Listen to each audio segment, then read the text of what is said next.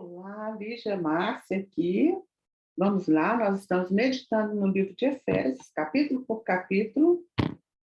Nós estamos no capítulo 5, não, minto. Capítulo por capítulo, não. Versículo por versículo. Estamos no capítulo 1, no versículo 5.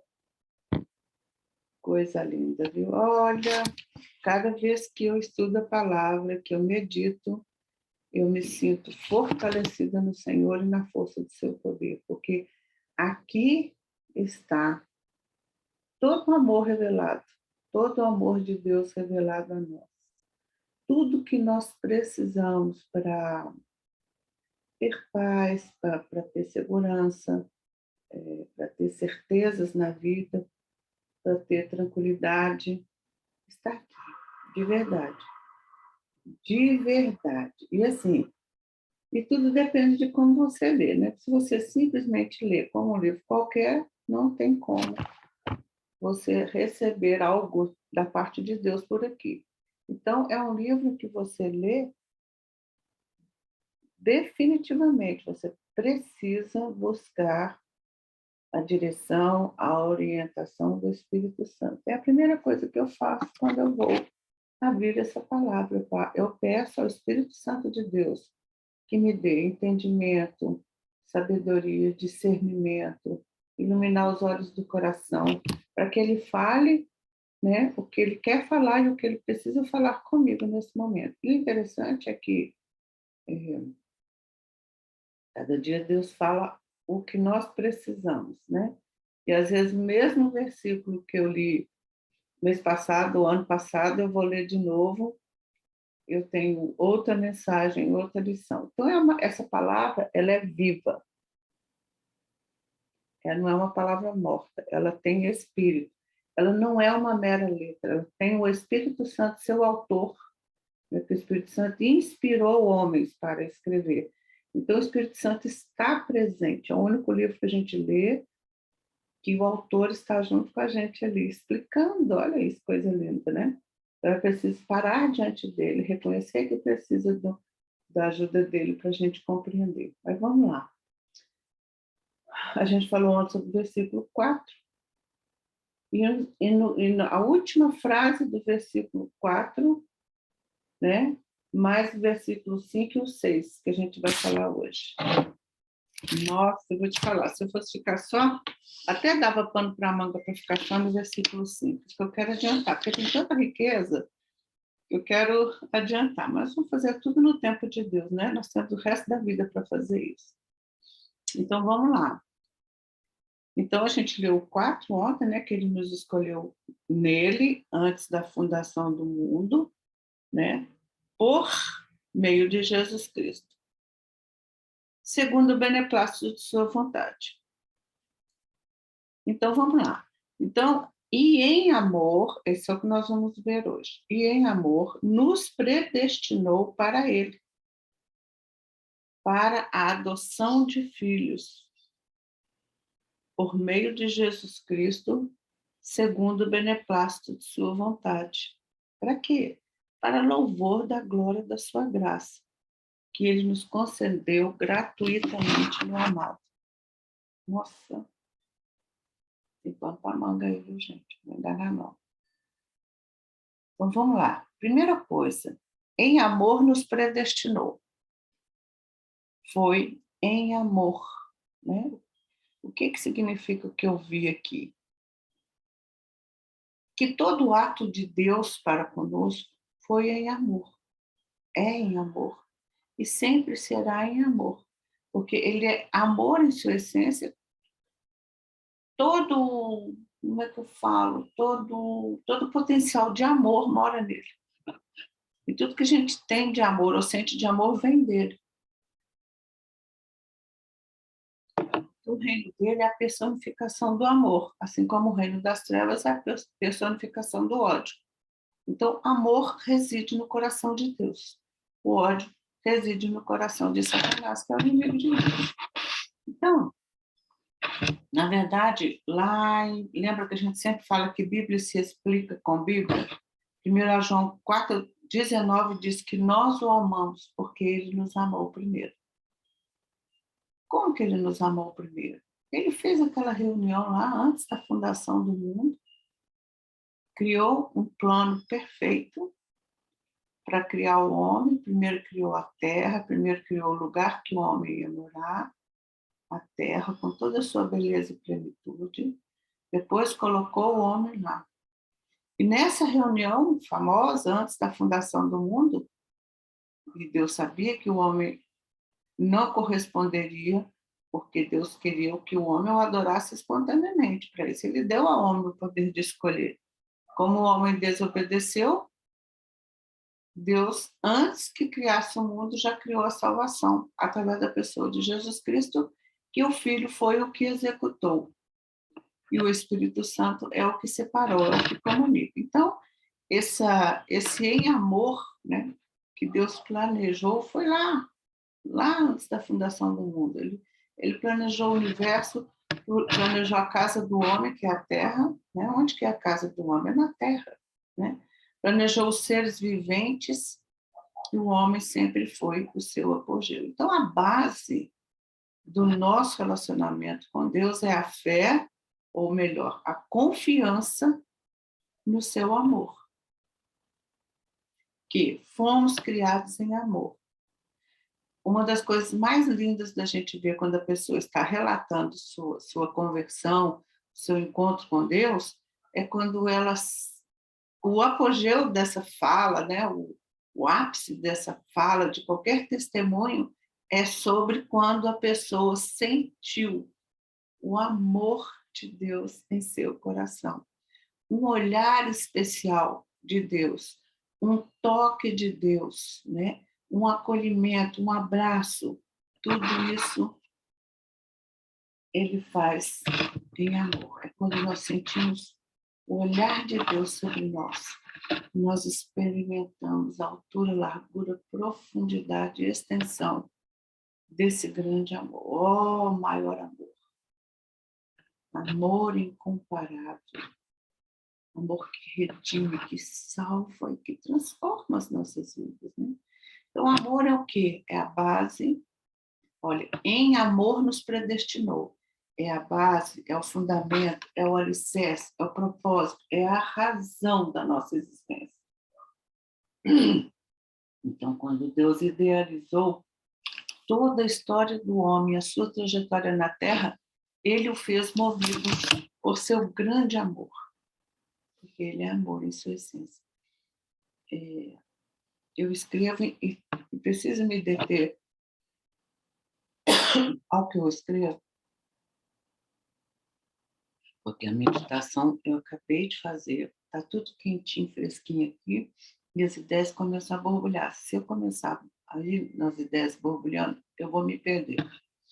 Então, o pensamento dele, né, antes até dele ver o homem pronto, o coração dele já transbordava de amor por nós. Vou fazer um ser especial. Vou criar um lugar maravilhoso para ele morar. Cheio de beleza, cheio de harmonia, cheio de equilíbrio, né? Cheio de estética, inclusive. Um lugar que seja tão agradável que ele se sinta bem, que ele se sinta confortável. Né? Então, foi envolvido. Imagine uma mãe ou um pai, quando está para chegar um bebê, o quanto eles se esmeram para receber essa criança. Né? Então, é o quartinho, é o enxoval, é até o enfeite da porta do hospital. Né? É o chá de bebê para poder descobrir o sexo do bebê. Olha o envolvimento, preste atenção, quando a gente faz a correlação do amor de pai e mãe com o amor de Deus, a gente consegue entender muita coisa, mesmo assim, o amor do homem ainda é muito falho para ser uma referência principal. A principal referência é Deus mesmo, que é amor em sua essência. Então, todo esse preparativo que um pai e uma mãe fez, Deus fez para receber o homem. Preparou uma terra linda, maravilhosa. A terra é onde mora o homem, e o homem é o apogeu da criação de Deus. Então, essa ideia genial de criar esse mundo físico para colocar nele um homem que o adorasse espontaneamente, foi totalmente movida por amor, né? Então, pense na perfeição de toda a natureza, no mundo físico, da terra. Deus criou para o homem. O homem, então, é o apogeu, é a figura máxima, a figura central, o propósito da existência da natureza, o propósito da existência da terra é para que o homem fosse o habitat natural do homem. Meu Deus. Então, a terra é o palco desse grande espetáculo, né? Essa tão grande salvação, essa tão grande prova de amor. Essa prova de amor chegou às raias da loucura, morte de cruz. Ele deixou o esplendor da sua glória. Ele morava lá com Deus, ele era Deus, o Verbo era Deus. O Verbo estava com Deus. No princípio era o Verbo era Deus, o Verbo estava com Deus. É Pai, Filho e Espírito Santo. Ele saiu lá, né, e se tornou uma carne. Isso é muito amor, porque deixar a glória de Deus, seus atributos, para experimentar esse limite, essa carne humana, eu vou te falar. É um amor maior. É um amor incomparável. Tem um versículo em Cantares, aliás, 2 versículos. Aliás, o livro de Cantares, ele é maravilhoso. E ele foi escrito por Salomão, e existem, eu diria, 2 propósitos de Salomão ter escrito esse livro. Primeiro, ele relatou a sua história de amor com a Sulamita, que era a mãe de... Sulamita era o grande amor da vida dele, né?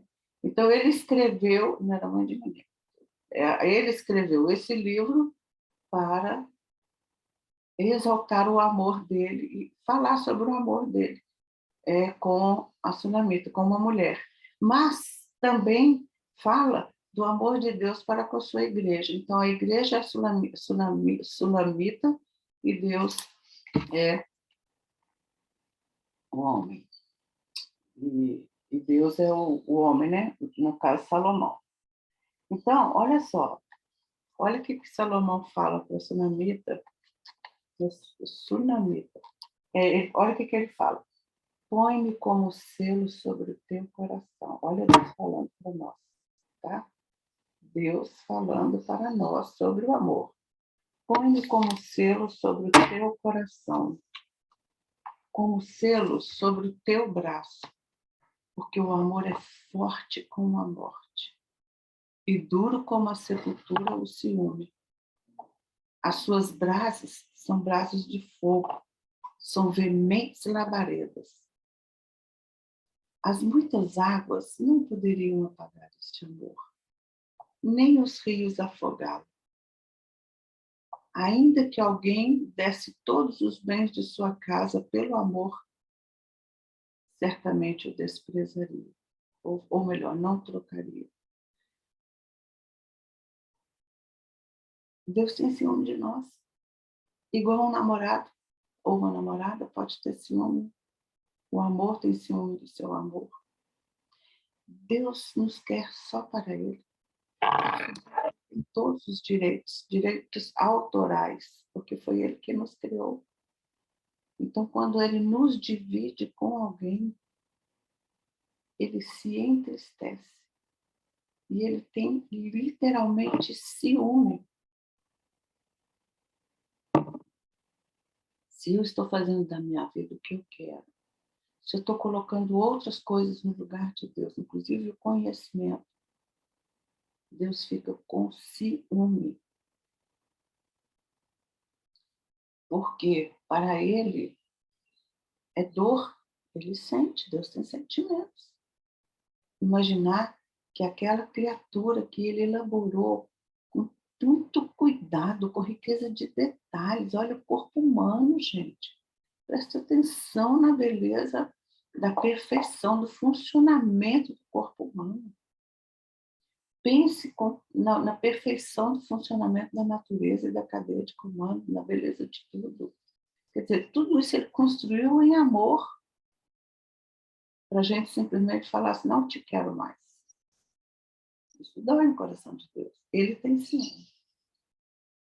Então, em amor, a gente está falando só dessa palavra, em amor. Agora, o restante, nos predestinou para ele. O que é predestinar?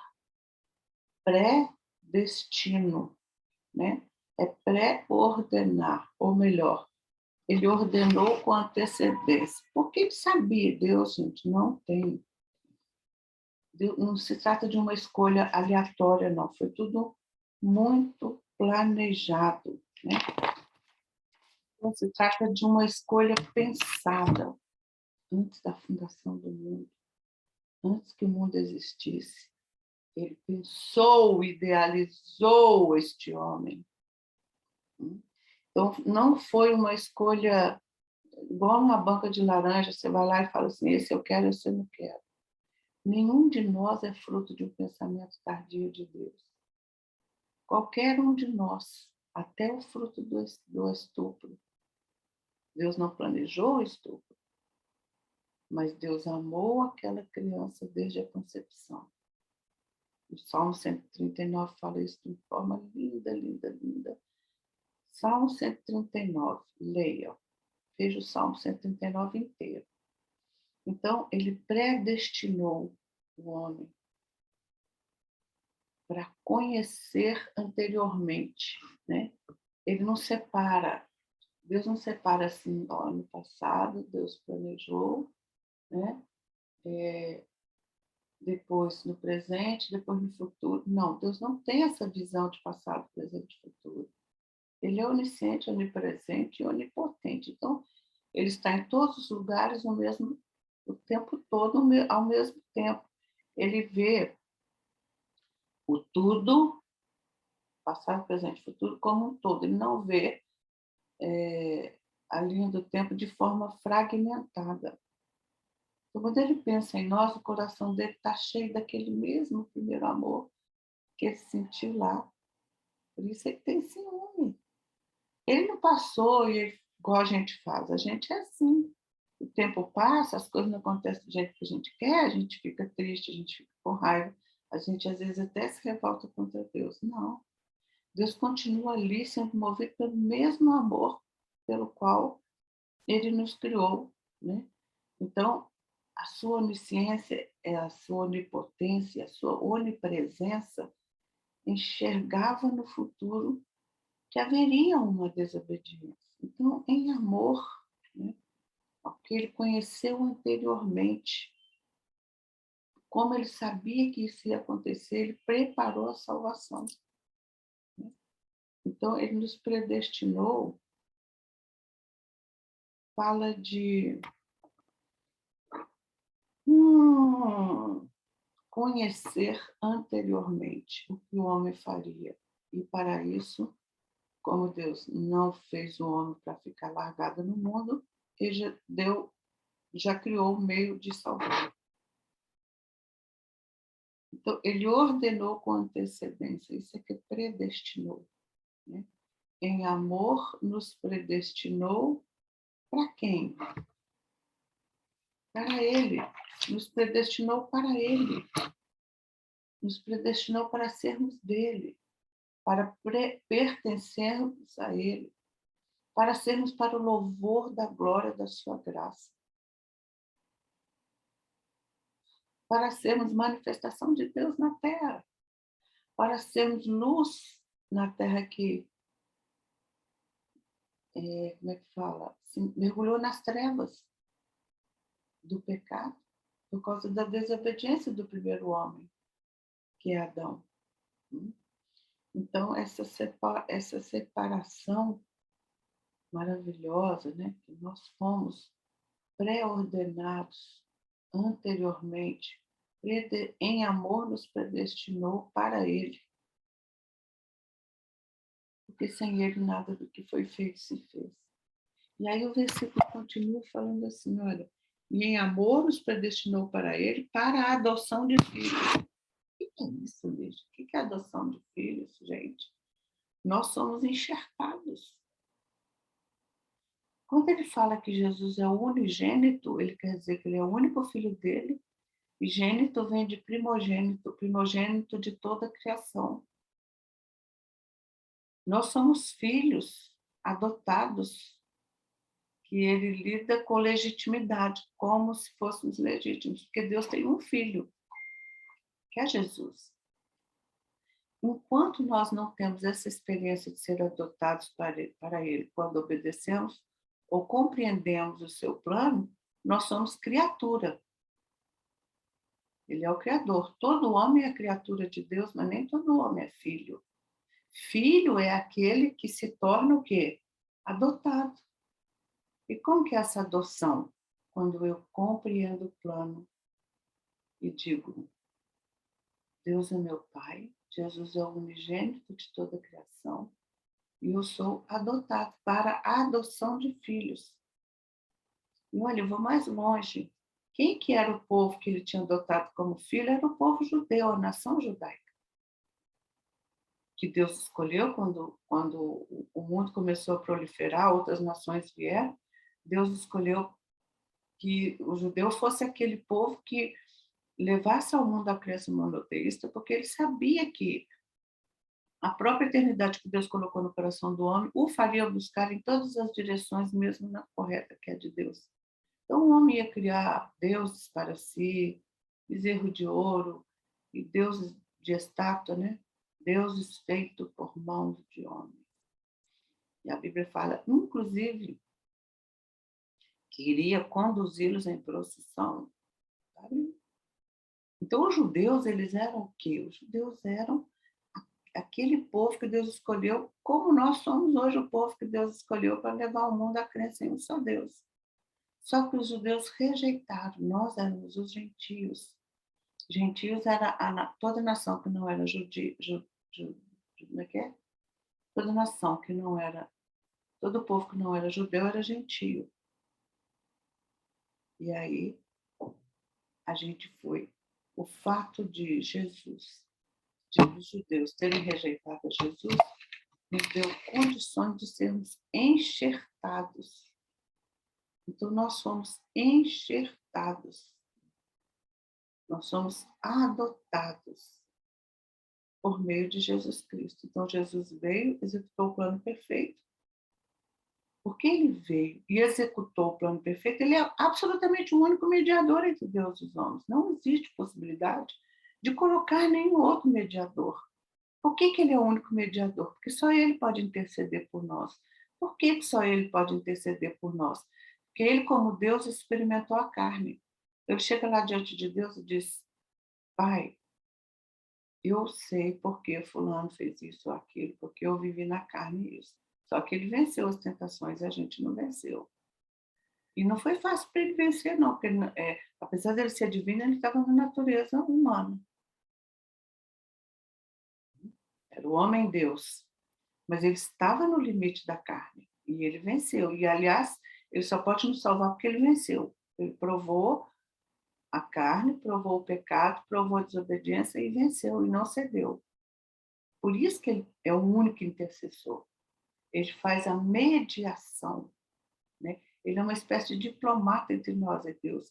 Ele promove a paz, ele é a ponte que liga o homem a Deus.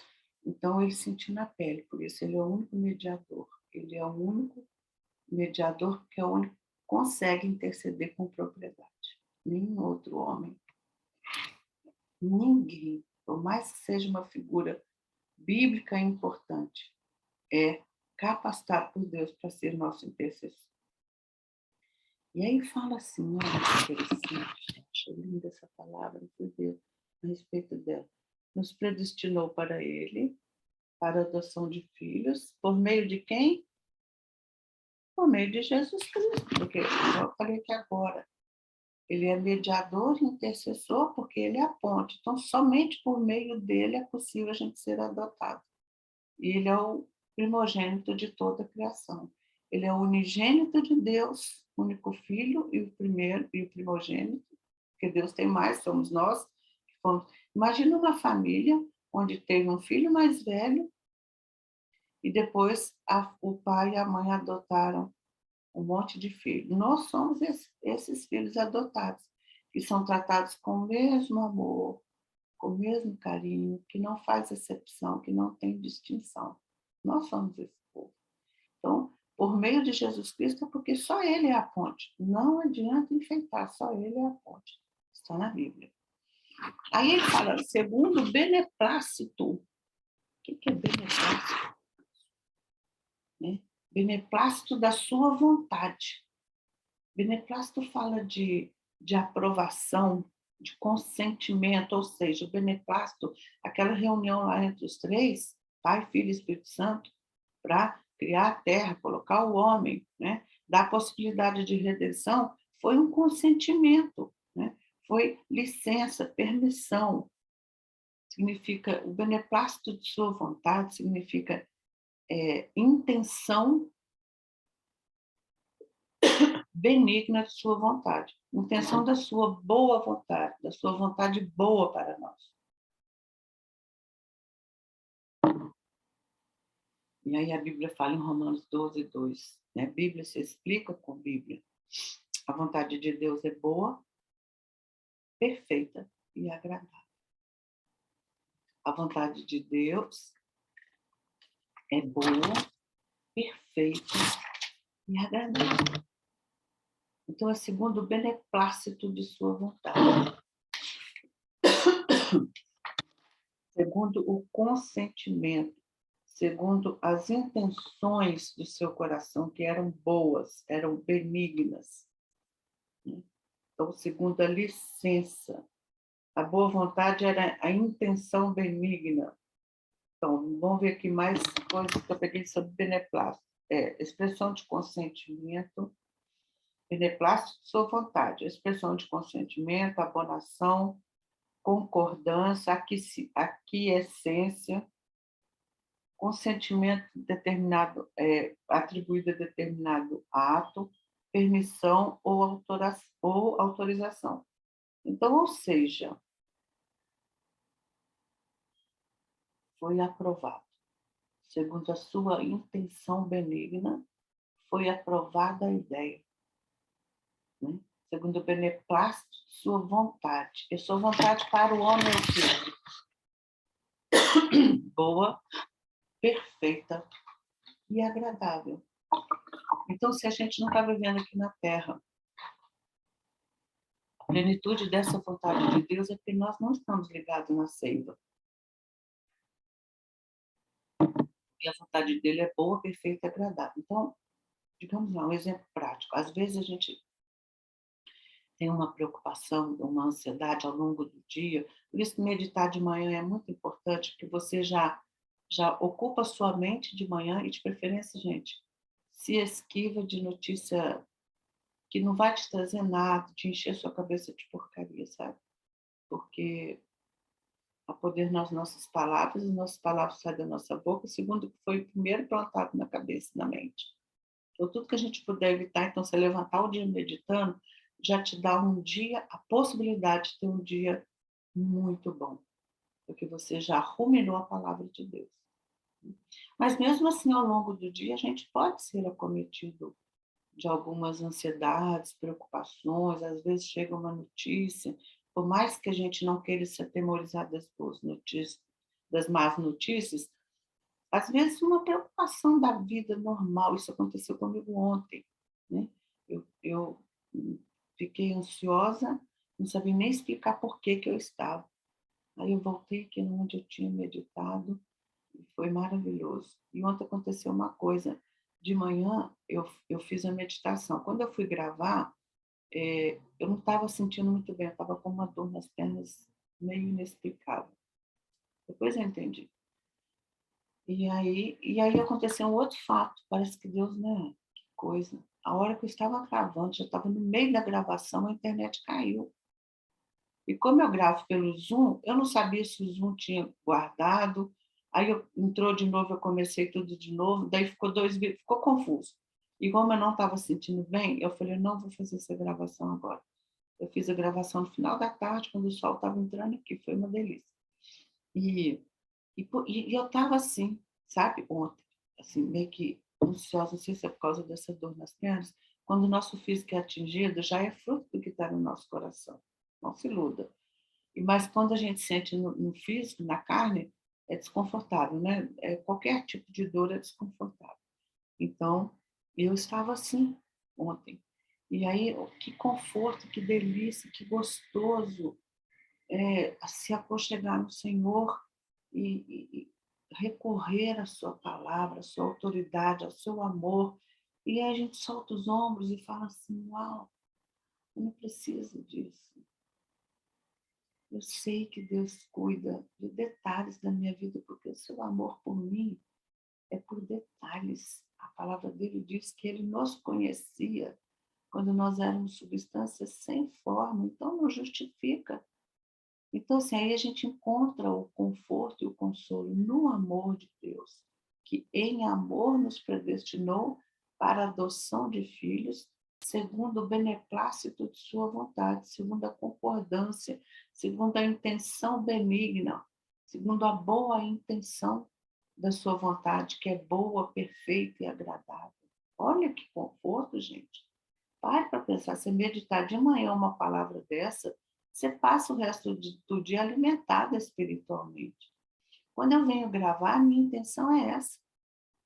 Enquanto você não anda com as próprias pernas e faz a sua própria meditação, você pode receber essa riqueza. Independente disso, eu mesmo sou uma que escuto assisto muitos vídeos de meditação, de pregação, de na palavra. Eu amo, porque aquilo vai enchendo o nosso coração da glória, da graça de Deus. Então, ai, ai. Aí tá, aí o versículo 6, meu Deus. O que nós vimos aqui? Nós vimos no versículo 5, em amor nos predestinou para ele, para a adoção de filhos, por meio de Jesus Cristo, segundo o beneplácito de sua vontade. Para quê? Aí vem o versículo 6, para louvor da glória da sua graça. Fala sério. Ó, o versículo 6 para o louvor da glória de sua graça, que ele nos concedeu gratuitamente pelo amado. Aí eu fiz 3 colunas aqui, para o louvor da glória, ó, para o louvor da glória de sua graça. O que é isso, gente? Louvor é o quê? Louvar é exaltar, é adorar, é colocar Deus em primeiro lugar, é dar a Ele os créditos, é dizer a Ele quem Ele é, sobre o quanto Ele é generoso, gracioso, amoroso, é falar bem dEle, né? É elogiar, dar bom testemunho dEle, falar bem dEle, deixá-lo reinar em nossos corações. Quando eu louvo a Deus, eu vou te falar uma coisa, ninguém, presta atenção se que eu vou falar, isso é forte. Ninguém, absolutamente ninguém consegue louvar a Deus se não estiver, como é que eu vou falar? Se não estiver em dia com ele, se não estiver se relacionando com ele. Como que eu vou elogiar uma pessoa que eu nem me relaciono? Louvar é elogiar. Como que eu vou elogiar? Então eu consigo adorar a Deus, louvar a Deus se eu estiver em relacionamento com ele. Fora isso, se tiver de falar com ele, só se for para pedir. Por isso o Pai Nosso, né? Nós fizemos uma meditação lá atrás que fala do Pai Nosso, a oração, o que é? Começa louvando. Pai Nosso que estás no céu, santificado seja o teu nome. Então, primeiro começa adorando, louvando, falando bem dele, elogiando, colocando ele na posição devida no meu coração. Então, nós somos criados para o louvor da glória. O que é glória? No Velho Testamento, a palavra glória é Shekinah. Quando havia uma manifestação da glória de Deus, olha, no Velho Testamento, quando Deus abriu o Mar Vermelho, quando Deus enviou as pragas, quando Deus conduziu o povo no deserto, enviou o maná do céu, quando o Espírito Santo, de alguma forma, se manifestasse através da boca de um profeta, ou de Moisés, ou de Arão, ou de quem quer que seja, era a manifestação do Shekinah de Deus. E a palavra é O Shekinah de Deus apareceu naquele lugar.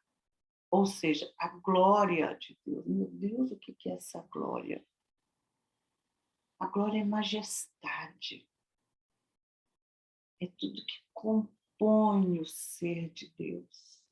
O que compõe o ser de Deus? São seus atributos, seus valores, seus princípios, né?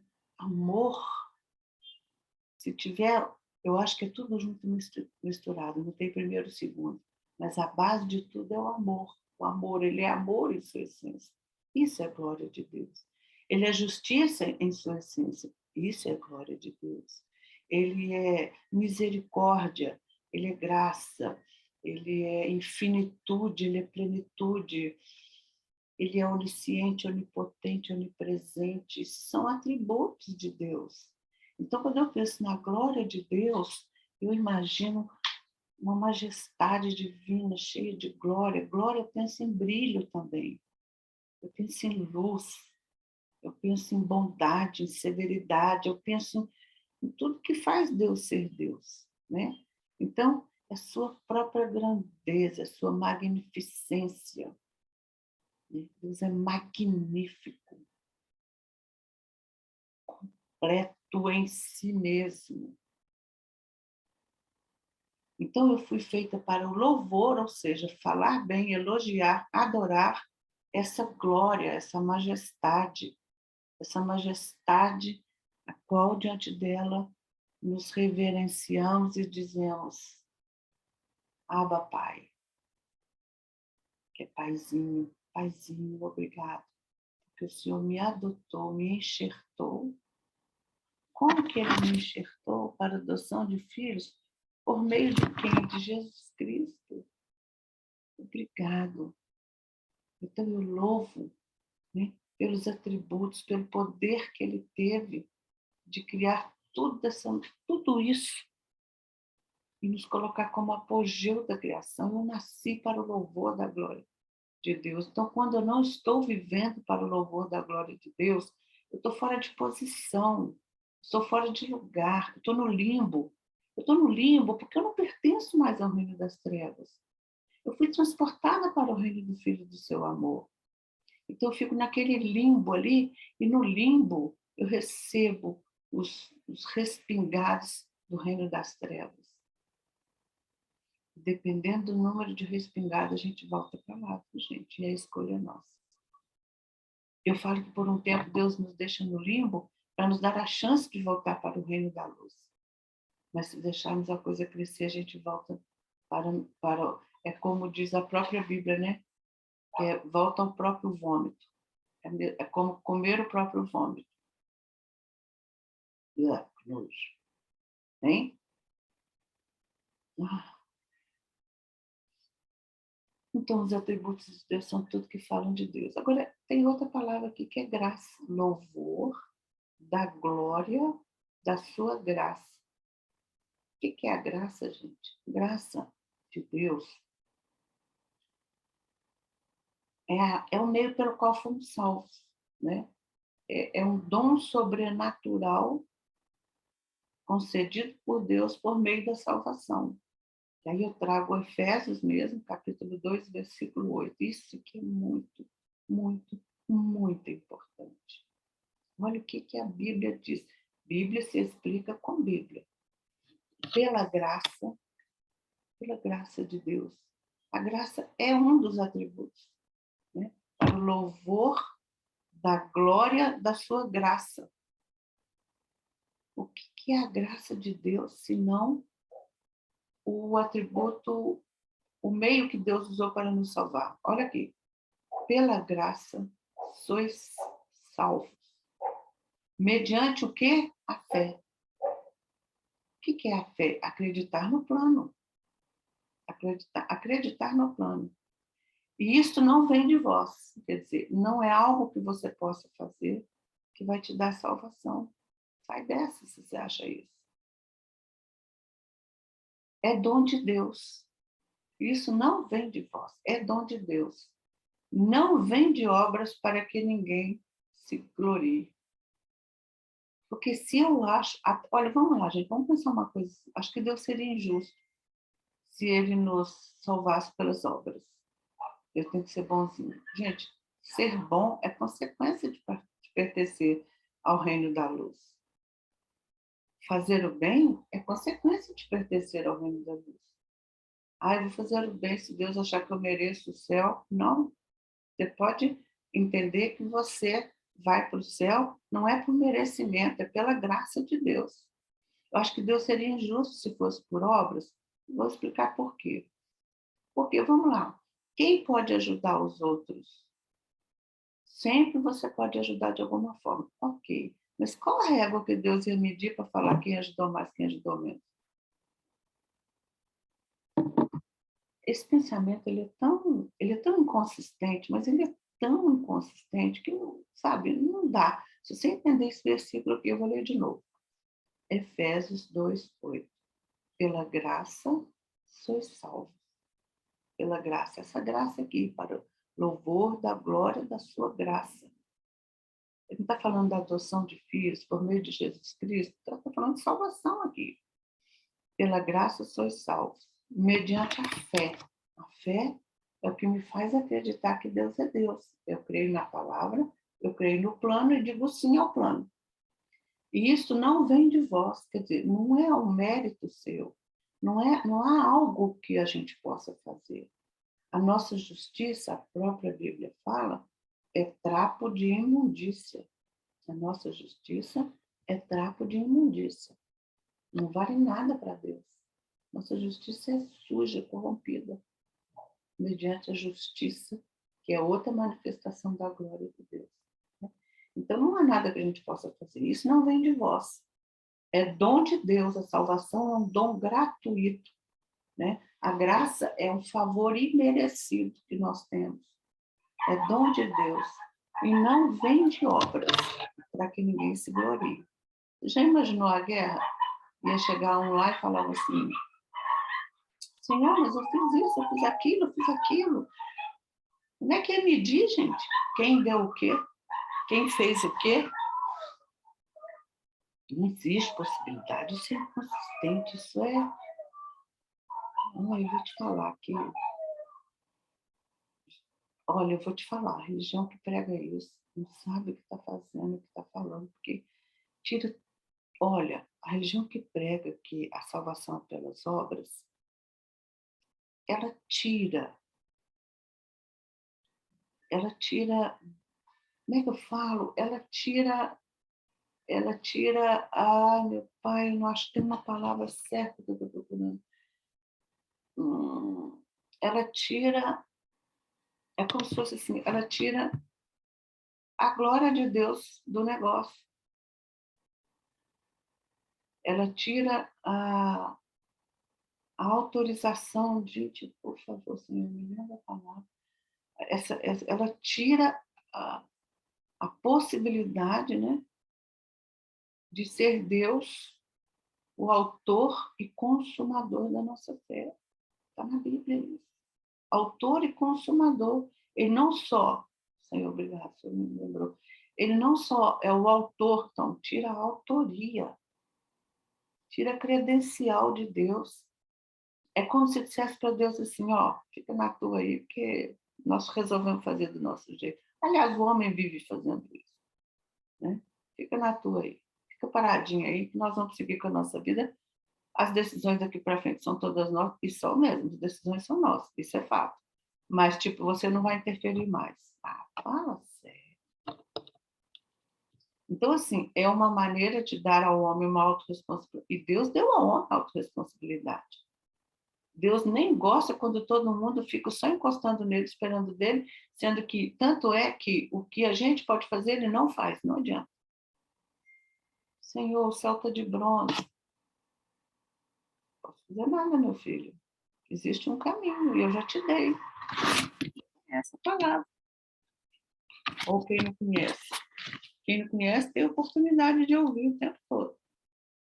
Então, eu não vou fazer nada. Essa responsabilidade é sua.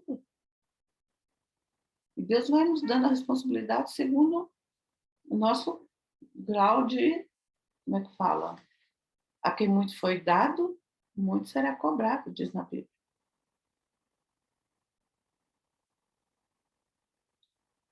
Então, a graça de Deus é o veículo para a salvação do homem, por intermédio de Jesus Cristo, que é o único mediador e salvador. O homem corresponde ou não. Olha aí a autorresponsabilidade. O homem diz sim ou diz não. Autorresponsabilidade. Deus não interfere nessa decisão. Quando ele criou o homem, que o adorasse espontaneamente, porque ele já tinha os anjos que o adoravam. Quando ele criou o homem que adorasse espontaneamente, a intenção dele era essa mesmo. Não vou interferir na escolha deles, quanto a mim. A decisão será sempre deles, e eu vou respeitar. Então, presta atenção aqui. E em amor, movido por muito amor, nos predestinou, quer dizer, ordenou anteriormente para ele, nos predestinou para ele. Para quê? Para sermos adotados, para a adoção de filhos, por meio de quem? De Jesus, que ele é o único mediador. Segundo o beneplácito, ou seja, segundo o consenso entre Pai, Filho e Espírito Santo, segundo o conselho da sua vontade. E a sua vontade é boa, perfeita e agradável. Ai, ai, ai. E para fechar, para o louvor da glória da sua graça, que ele nos concedeu gratuitamente. Está aqui, olha. Pela graça sois salvos, e isso não vem de vós, isso é dom de Deus. Não vem das obras para que ninguém se glorie. Então, tudo isso ele nos concedeu gratuitamente. A graça é um favor de graça, né? É um favor imerecido. Ele nos concedeu gratuitamente, de graça, aonde? Em quem? No amado. Quem que é o amado? É Jesus, porque ele veio pagar esse alto preço. Ele nos concedeu tudo isso de graça. Não há nada que o homem possa fazer, a não ser compreender, ouvir, né? A fé vem pelo ouvir, Bíblia se explica com Bíblia. A fé vem pelo ouvir, o ouvir a palavra de Deus. Se em teu coração creres e com a tua boca confessar, será salvo. Necessário vos é nascer de novo, na água, nascer da palavra. Se com teu ouvido ouvir, com teu coração crer, será salvo. Não há nada que o homem possa fazer, a não ser concordar com o plano, esse plano, como filhos adotados do unigênito. Ele é o primogênito da criação. Jesus, gente, é o centro disso tudo. Sem ele, nada que foi feito se fez. Por isso ele é tão perseguido. Que o inimigo se levanta com ele todos os dias, contra ele. Todos os dias, contra tudo que se chama Deus. Contra tudo que se chama plano de Deus para a salvação do homem. Eu vou fechar repetindo esse versículo. Pela graça sois salvos. E isso não vem de vós, é dom de Deus. Não vem das obras, para que ninguém se glorie. Efésios capítulo 2, versículo 8. Fomos criados para o louvor da glória da sua graça. E isso é maravilhoso. Procure entender, estude a respeito, leia a Bíblia. O Espírito Santo vai te dar revelação no entendimento. A fé vem pelo ouvir a palavra de Deus. Beijo.